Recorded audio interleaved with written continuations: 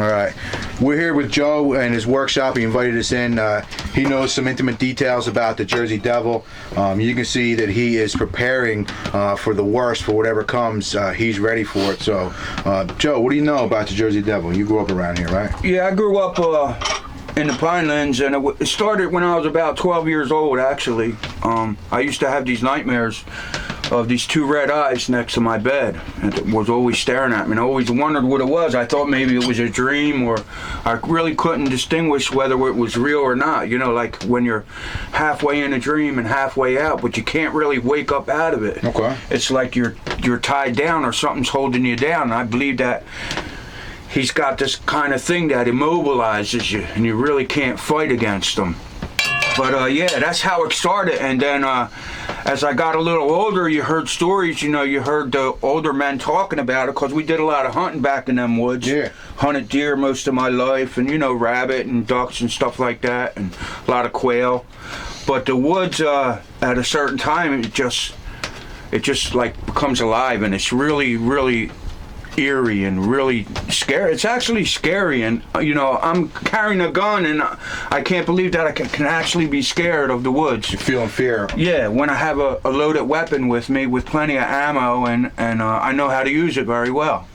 I always prided myself on one shot, one kill, and this thing, I don't know, you know, it's just got some mysterious power that it just makes you immobilize, you freeze. Where do you feel it at? So it's sort of like you feel it like in your soul, or like in your inner spirit, man. It's like not a feeling like if you feel cold or hot, but it's a feeling like a numb feeling. Okay. And you just can't move.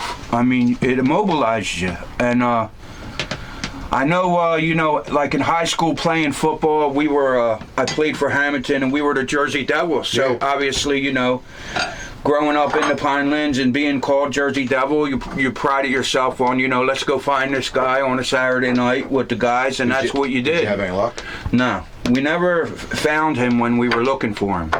But when we weren't looking for him, that seems when he found us. Now. So tell us about that. That seems like when he found us. Well, I always, we had this shack down 206. It was a house in the middle of the woods. It was no electric, but it was a two-room house. It had a bed and a couch and, you know, like a little gas stove.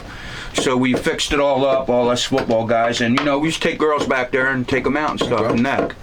So, we went out there all, you know, as freshmen and juniors and, you know, seniors in high school, and we kept going there even after high school.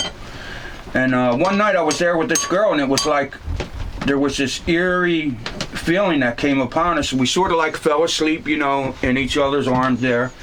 And I heard this big bang. You felt before hunting? No, actually, this was like a real, just scary feeling, and I could move. For the first time, okay. I had this feeling, and I could actually move.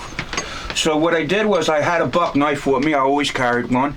And I opened the knife, and the girl was going, what's wrong, what's wrong? And I'm saying, I got a funny feeling, something's here. There's someone here watching us. At first I thought it was like some guy gonna break in, or maybe, you know, rob us or something like that. But it was the devil. And I think he wanted the girl. You wanted the girl? I think so. I really do. Why do you think that? Because it was the first time that he ever approached me, and I was able to move. I was able to defend myself, and the only thing that was different was I had someone with me. What was her reaction? She was scared to death. I mean, you know, she didn't know what was going on. She wasn't raised around it like I was, and I don't want to say used to it, but I was. Okay. You know, I knew about him, and I was very much in the woods a lot. And, did you see him at all that night? All I could see is his eyes. That's all I ever seen. I never seen a shadow of a body, or, you know, I could hear him, but I could never see him. I could hear him moving. You know, as a hunter, your hearing is one of the senses that you really have to develop, because obviously most of your deer and other critters in the woods are pretty good camouflage. You're not going to see them unless you hear them first or smell them. You could smell them. You could smell him? Absolutely. What does it smell like? Like a wet, like you ever see a dog when it's wet? Yeah. And it stinks real bad? Well, that's pretty much what he smelled like. Oh, so like just a stench. Like beastly. Beastly, yeah, exactly right. That's what I would say. How'd you guys get out of there? Just buckled down, and I told her, I said, listen, we're going to make a break for the truck, I said, stay on my heels, and I'm going to get in there and start it up, and I open the door, jump in, and just get out of my way, because I'm coming in right behind you. And that's what we did. I don't know if, obviously he could have caught me, so obviously he didn't want to.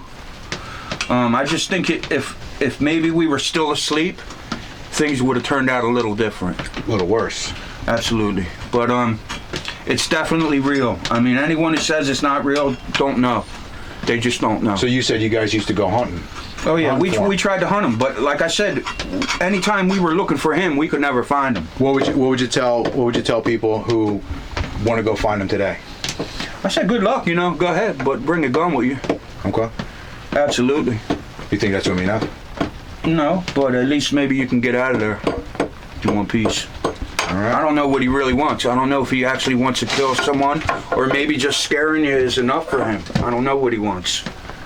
But, there's a lot of things. It was said that he was from the Leeds family, and that he was actually born pretty close to where this shack is.